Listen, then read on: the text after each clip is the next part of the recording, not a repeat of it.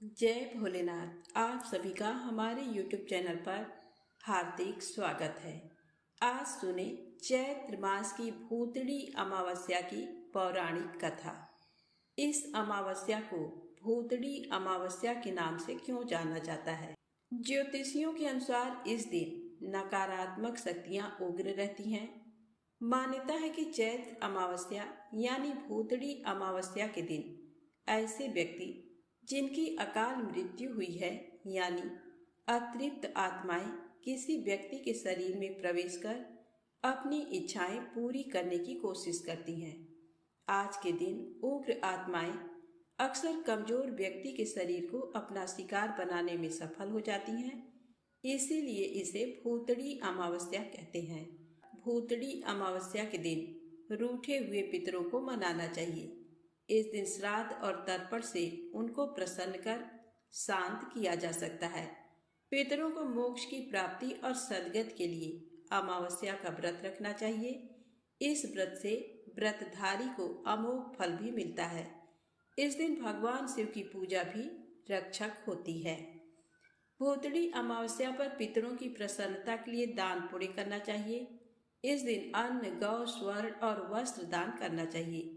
गंगा नदी, जलाशय, कुंड में स्नान करें और सूर्य को अर्घ्य देकर पितरों का तर्पण करें। साथ में पूर्वजों के नाम पर कपड़े, चप्पल, मिठाई आदि दान करना चाहिए। पितरों के श्राद्ध के बाद किसी गरीब या ब्राह्मण को भोजन कराएं। पितरों की मोक्ष प्राप्ति के लिए इस दिन व्रत अवश्य रखना चाहिए। अमावस्या के दिन पीपल के पेड़ के नीचे दीपक जलाएं और शनिदेव को नीले पुष्प, काले तिल और सरसों का तेल चढ़ाएं। भूतड़ी अमावस्या के उपाय। इस दिन विष्णु कवच का 108 बार पाठ करना चाहिए। देवी कवच का भी 108 बार पाठ करें। भूतड़ी अमावस्या के दिन दान पुण्य अवश्य करें। गरुड़ पुराण का भी पाठ करना लाभदायक होता है। भगवान शिव की पूजा सभी नकारात्मक शक्तियों से रक्षा करेगी। तो अब आइए सुनते हैं भूतड़ी अमावस्या से जुड़ी पौराणिक कथाएं। भगवान शिव कहते हैं, पार्वती, पाटलिपुत्र नामक एक दुर्गम नगर है जिसका गोपुर बहुत ही ऊंचा है। उस नगर में शंकुकर्ण नामक एक ब्राह्मण रहता था। उसने वैश्य वृत्ति का आश्रय लेकर बहुत धन कमाया, किंतु ना तो कभी पितरों का तर्पण किया और ना देवताओं का पूजन ही। वह धनोपार्जन में तत्पर होकर राजाओं को ही भोज दिया करता था। एक समय की बात है, उस ब्राह्मण ने अपना चौथा विवाह करने के लिए पुत्रों और बंधुओं के साथ यात्रा की। मार्ग में आधी रात के समय जब वह सो रहा था, एक सर्प ने कहीं से आकर उसकी बाह में काट लिया। उसके काटते ही ऐसी अवस्था हो गई कि मणि, मंत्र और औषधि आदि से भी उसके शरीर की रक्षा असाध्य जान पड़ी। तत्पश्चात कुछ ही क्षणों में उसके प्राण पखेरु उड़ गए। फिर बहुत समय के बाद वह प्रेत सर्प योनि में उत्पन्न हुआ। उसका चित्त धन की वासना में बंधा था। उसने पूर्व वृत्तांत को स्मरण करके सोचा, मैंने जी भर के बाहर करोड़ों की संख्या में अपना धन गाड़ रखा है। उससे इन पुत्रों को वंचित करके स्वयं ही उसकी रक्षा करूंगा। एक दिन सांप की योनि से पीड़ित होकर पिता ने स्वप्न में अपने पुत्रों के समक्ष आकर अपना मनोभाव बताया। तब उसके निरंकुश पुत्रों ने सवेरे उठकर बड़े विस्मय के साथ एक दूसरे से स्वप्न की बातें कही। उनमें से मझला पुत्र कुदाल हाथ में लिए घर से निकला और जहां उसके पिता सर्पयोनि धारण करके रहते थे, उस स्थान पर गया। यद्यपि उसे धन के स्थान का ठीक ठीक पता नहीं था, तो भी उसने चिन्हों से उसका ठीक निश्चय कर लिया और लोभ बुद्धि से वहां पहुंचकर बांबी को खोदना आरंभ किया। तब उस बांबी से बड़ा भयानक सांप प्रकट हुआ और बोला, ओ मूढ़, तू कौन है? किस लिए आया है? क्यों बिल खोद रहा है? अथवा किसने तुझे भेजा है? ये सारी बातें मेरे सामने बता। पुत्र बोला, मैं आपका पुत्र हूँ, मेरा नाम शिव है। मैं रात्रि में देखे हुए स्वप्न से विस्मित होकर यहाँ का स्वर्ण लेने के कौतूहल से आया हूँ। पुत्र की ये लोक निंदित वाणी सुनकर वह सांप हंसता हुआ उच्च स्वर से इस प्रकार स्पष्ट वचन बोला, यदि तू मेरा पुत्र है तो मुझे शीघ्र ही बंधन से मुक्त कर। मैं पूर्व जन्म के गाड़े हुए धन के ही लिए सर्प योनि में उत्पन्न हुआ हूँ। पुत्र ने पूछा, पिताजी आपकी मुक्ति कैसे होगी? इसका उपाय मुझे बताइए, क्योंकि मैं इस रात में सब लोगों को छोड़कर आपके पास आया हूँ। पिता ने कहा, बेटा गीता के अमृतमय 7वें अध्याय को छोड़कर मुझे मुक्त करने में तीर्थ, दान, तप ये भी सर्वथा समर्थ नहीं है। केवल गीता का 7वां अध्याय ही प्राणियों के जरा, मृत्यु आदि दुख को दूर करने वाला है। पुत्र, मेरे श्राद्ध के दिन 7वें अध्याय का पाठ करने वाले ब्राह्मण को श्रद्धा पूर्वक भोजन कराओ। इससे निस्संदेह मेरी मुक्ति हो जाएगी। वत्स, अपनी शक्ति के अनुसार पूर्ण श्रद्धा के साथ वेद विद्या में प्रवीण अन्य ब्राह्मणों को भी भोजन कराना। सर्पयोनि में पड़े हुए पिता के ये वचन सुनकर सभी पुत्रों ने उसकी आज्ञा के अनुसार तथा उससे भी अधिक किया। तब शंकुकर्ण ने अपने सर्प शरीर को त्याग कर दिव्य देह धारण किया और सारा धन पुत्रों के अधीन कर दिया। पिता ने करोड़ों की संख्या में जो धन बांटकर दिया था, उससे वे सदाचारी पुत्र बहुत प्रसन्न हुए। उनकी बुद्धि धर्म में लगी हुई थी, इसलिए उन्होंने बावली, कुआं, पोखरा, यज्ञ तथा देव मंदिर के लिए उस धन का उपयोग किया और अन्नशाला भी बनवाई। तत्पश्चात 7वें अध्याय का सदा जप करते हुए उन्होंने मोक्ष प्राप्त किया। पार्वती, ये तुम्हें 7वें अध्याय का महात्म बताया गया है, जिसके श्रवण मात्र से मानव सब पातकों से मुक्त हो जाता है। तो प्रेम से बोले शंकर भगवान की जय हो। आइए सुने कर्म फल का सिद्धांत। एक साधु ने अपनी जीवन कथा सुनाई थी। साधु ने कहा, जब मैं गृहस्थ था तब मेरे दिन कठिनाई से बीत रहे थे। मेरे पास पैसे नहीं थे। एक मित्र ने अपनी पूंजी लगाकर रुई का धंधा शुरू किया और मुझे अपना हिस्सेदार बनाया। हम रुई खरीदकर उसका संग्रह करते और उसे बेच देते। धंधे में अच्छा मुनाफा होने लगा। एक बार हम दोनों मित्रों को वहां के एक व्यापारी ने मुनाफे के 1 लाख रुपए लेने के लिए बुलाया। रुपए लेकर हम वापस आ रहे थे। रास्ते में एक सराय में रात्रि गुजारने के लिए हम रुके। उस समय का 1 लाख, जिस समय सोना 60-70 रुपए तोला था। मैंने सोचा 1 लाख में से 50,000 तो मित्र ले जाएगा। हालांकि धंधे में सारी पूंजी उसी ने लगाई थी, फिर भी मुझे मित्र के नाते आधा हिस्सा दे रहा था। तो भी मेरी नीयत बिगड़ी। मैंने उसे दूध में जहर मिलाकर पिला दिया। लाश को ठिकाने लगाकर अपने गांव चला गया। मित्र के कुटुंबी मेरे पास आए। तब मैंने नाटक किया, आंसू बहाए और उनको 10,000 रुपए देते हुए कहा कि मेरा प्यारा मित्र रास्ते में बीमार हो गया। एकाएक पेट दुखने लगा। काफी इलाज किए, लेकिन वह हम सबको छोड़कर विदा हो गया। 10,000 रुपए देकर उन्हें लगा कि ये बड़ा ईमानदार है। 20,000 मुनाफा हुआ होगा, उसमें से 10,000 दे रहा है। उन्हें मेरी बात पर यकीन आ गया। बाद में तो मेरे घर में धन वैभव हो गया। 90,000 मेरे हिस्से में आ गए थे। मैं जलसा करने लगा। मेरे घर पुत्र का जन्म हुआ।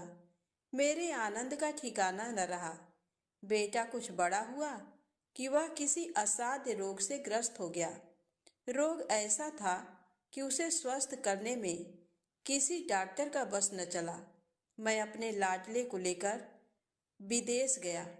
काफी इलाज करवाए, पानी की तरह पैसा खर्च किया। बड़े बड़े डॉक्टरों को दिखाया, लेकिन कोई लाभ नहीं हुआ। मेरा करीब करीब सारा धन नष्ट हो गया और धन कमाया वह भी खर्च हो गया। आखिर निराश होकर बच्चे को भारत ले आया। मेरा इकलौता बेटा। अब कोई उपाय नहीं बचा था।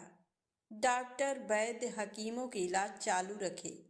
रात्रि को मुझे नींद नहीं आती और बेटा दर्द से चिल्लाता रहता।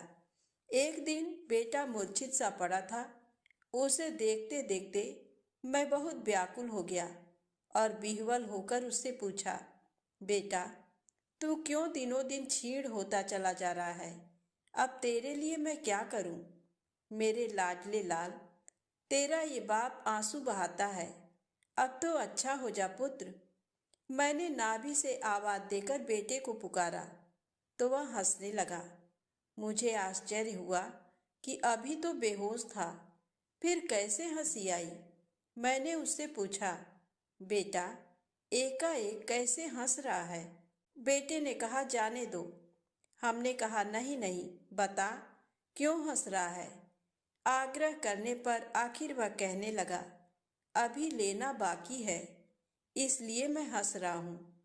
मैं तुम्हारा वही मित्र हूँ जिसे तुमने जहर देकर धर्मशाला में खत्म कर दिया था और उसका सारा धन हड़प लिया था। मेरा वह धन और उसका सूद मैं वसूल करने आया हूँ।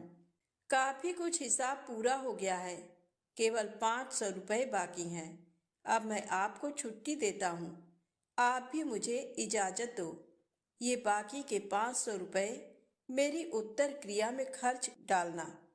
हिसाब पूरा हो जाएगा। मैं जाता हूँ। राम राम। और बेटे ने आंखें मूंद ली। उसी क्षण वह चल बसा। मेरे दोनों गालों पर थप्पड़ पड़ चुका था। सारा धन नष्ट हो गया और बेटा भी चला गया। मुझे अपने किए हुए पाप की याद आई तो कलेजा छटपटाने लगा। जब कोई हमारे कर्म नहीं देखता है तब भी देखने वाला मौजूद है। यहाँ की सरकार अपराधी को शायद नहीं पकड़ेगी, तो भी ऊपर वाली सरकार तो है ही, उसकी नजरों से कोई बच नहीं सकता। मैंने बेटे की उत्तर क्रिया करवाई, अपनी बची खुची संपत्ति अच्छी अच्छी जगहों में लगा दी और मैं साधु बन गया। कर्म का सिद्धांत अकाट्य है। जैसे कांटे से कांटा निकलता है, ऐसे ही अच्छे कर्मों से बुरे कर्मों का प्रायश्चित होता है। सबसे अच्छा कर्म है जीवन दाता परब्रह्म परमात्मा को सर्वथा समर्पित हो जाना। प्रेम से बोले शंकर भगवान गौरी माता की जय हो। अब आइए सुने बड़ी ही रोचक कथा। प्रारब्ध कर्म किसी भी प्रकार मिट नहीं सकता। रावण के जीवन की एक घटना है। महाराज जनक रात्रि के तीसरे प्रहर में सिपाहियों के बेस में घूम रहे थे कि देखें मेरे राज्य में कौन सुखी और कौन दुखी है। घूमते घूमते एक जगह देखा कि एक माई का 6 मास का बच्चा अपनी माता के स्तन को पुनः पुनः मुख में डाल रहा है, छोड़ता नहीं है। माता जब छुड़ाने लगी तब रोने लगा। बालक की इस चेष्टा को देखकर रास्ते से जा रही एक पतिव्रता स्त्री हंसने लगी। सिपाही का वेश बनाकर घूम रहे राजा जनक ने उससे हंसने का कारण पूछा।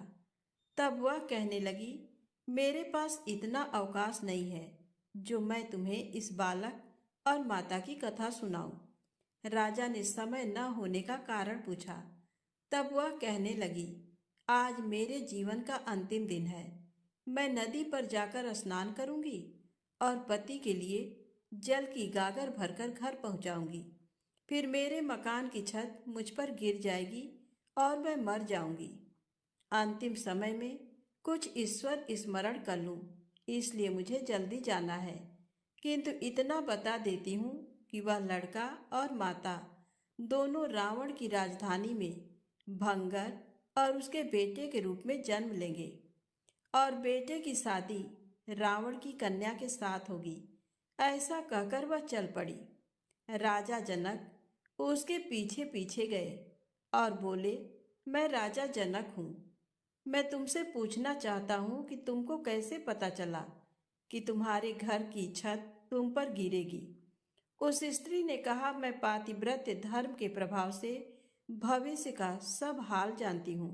राजा जनक ने कहा, जब जानती हो तो उससे बच क्यों नहीं जाती, घर जाती ही क्यों हो। स्त्री ने कहा, भावी अमिट है, भावी के आगे किसी का बस नहीं चलता।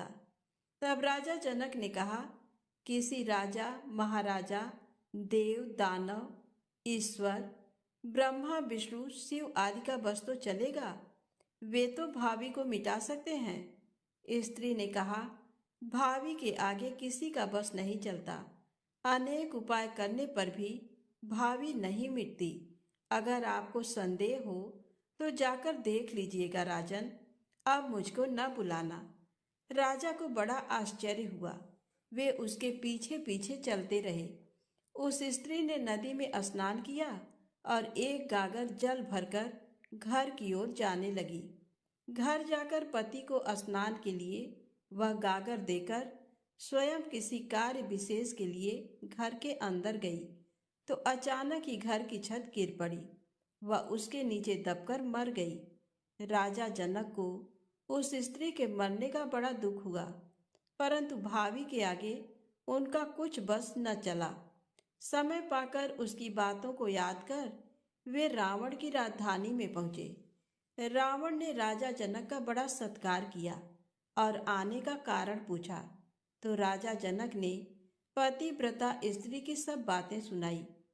तब रावण ने सब ज्योतिषगण देवगण ऋषिगण ब्रह्मा जी तथा शिव और पार्वती को भी बुलाया और सबसे प्रार्थना की कि इस भावी को मिटाने का कोई उपाय बताएं।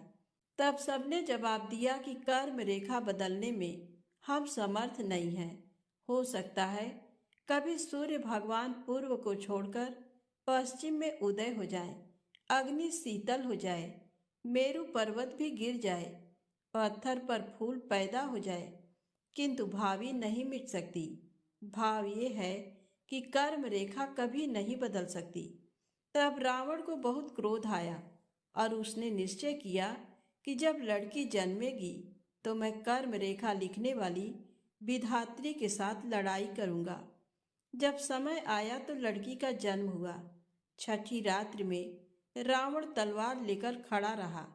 इतने में विधात्री कर्म फल लिखने आई। रावण ने उसको पूछा, क्या लिखोगी? उसने कहा, पहले मैं कुछ नहीं जानती। जब मैं मस्तक पर कलम रखती हूँ तब अंतर्यामी जैसी प्रेरणा करते हैं वैसा ही लेख लिखा जाता है, लिखकर पीछे मैं बता सकती हूँ। रावण ने कहा, अच्छा, मेरे सामने मस्तक पर कलम रखो। उसने कलम रखी, अपने आप ही लेख लिखा गया। रावण ने कहा, पढ़कर सुनाओ। विधात्री ने पढ़कर सुनाया, ये कन्या अति सुंदर पतिव्रता सद्गुण संपन्न व शीलवती होगी, किंतु इसकी शादी भंगी के लड़के के साथ होगी जो तुम्हारे महलों में सफाई करता है। रावण को बड़ा क्रोध आया, परंतु कर्म फल अमिट है, ऐसा विधात्री ने उसे समझाया और शांत किया। विधात्री के चले जाने के बाद रावण को फिर क्रोध आया। उसने भंगी के लड़के को मंगवाया जो कि 6 मास का था। रावण ने बच्चे को मार डालने का निश्चय किया, परंतु प्रजाजन कहने लगे, बिना अपराध बच्चे को न मारें, चाहे देश निकाला दे दें। रावण ने उस बालक को जहाज पर चढ़ाकर समुद्र के पार किसी जंगल में छुड़वा दिया। निशान के लिए लड़के के पैर की अंगुली कटवा दी। उस जंगल में किसी भी प्रकार की बस्ती न थी, अतः ये विचार किया कि ये बालक वहीं मर जाएगा, परंतु दैव उसका रक्षक है, अर्थात ईश्वर से रक्षा किया हुआ बालक वन में भी जीता रहा और दैव का मारा हुआ घर में भी मर जाता है। जब रावण ने उस बालक को वन में छुड़वा दिया तब 3 दिन तक बालक भूखा रहा और अपने हाथ का अंगूठा चूसता रहा। ब्रह्मलोक में पुकार पहुंची कि बालक भूखा क्यों रह गया है। ब्रह्मा जी ने विधात्री को आज्ञा दी, तुम इस बालक को दूध पिलाया करो और इसका पालन करो। उस बालक के लिए विधात्री वहां आया करती थी तथा उसका अच्छी तरह पालन पोषण करती और हर प्रकार की उत्तम शिक्षा भी दिया करती थी। उसने बालक को जल पर तैरने की विद्या तथा जहाज बनाना सिखा दिया। शास्त्र विद्या भी पढ़ा दी। जब बालक चतुर हो गया तथा धर्म में निपुण हो गया और उसकी आयु 18 वर्ष हो गई, तब विधात्री ने अपने द्वारा बनाए हुए जहाज पर बिठाकर उसे दूसरे टापू में भेज दिया। वहां का राजा बिना संतान के मर गया था। राजमंत्रियों ने सलाह की और निर्णय किया कि जो पुरुष अमुक दिन प्रातःकाल शाही दरवाजा खुलते ही सबसे पहले मिलेगा, उसी को राजगद्दी पर बिठाएंगे। दैव योग से उस दिन शाही दरवाजा खुलने पर वही युवक पहले मिल गया। राजमंत्रियों ने इसको राजगद्दी पर बिठाकर इसका नाम दैवगति रख दिया। वह विधात्री से शिक्षा पा चुका था, इसलिए प्रजा पालन में बड़ा निपुण था। उसका यश चारों दिशाओं में फैल गया। रावण और उसकी कन्या को दैवगति के बारे में मालूम हुआ तथा उसका चित्र भी उनके पास पहुंच गया। जब उन्होंने चित्र में दैवगति की सुंदरता देखी और दूतों से उसका यशोगान सुना, तब रावण को लगा कि अपनी कन्या का विवाह इसी के साथ कर दें और कन्या का भी मन दैवगति के पास अपने संदेश के साथ भेजा। परंतु दैवगति ने शादी के लिए मना कर दिया। फिर रावण स्वयं कन्या को लेकर वहां गया और तुरंत उन दोनों की शादी करा दी। प्रसन्न होकर वह लंका में वापस आया और सब देवताओं को बुलाकर उनसे कहा, आप कहते थे राजकन्या भंगी के लड़के के साथ ब्याही जा सकती है। ये सुनकर देवताओं ने कहा, आपने भंगी के लड़के के पैर में एक निशान किया था।